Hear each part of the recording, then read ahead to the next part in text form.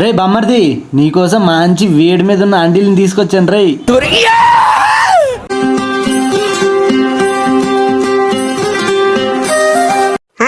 మొత్తానికైతే జంగల్ గడ్డ ఎక్కేశారా. Aunty first time జంగల్కి వెళ్ళినట్టుంది, అందుకే ఎక్స్పీరియన్స్ గురించి మంచి వీడియో తీసుకుంటుంది. ఆ మాట నువ్వు చెప్పకూడదు. ఆ యాంటీది ఏమన్నది బమ్మర్ది, ఈ యాంటీని చూడు, దీనికైతే అస్సలు నొప్పి అంటే తెలియదంట.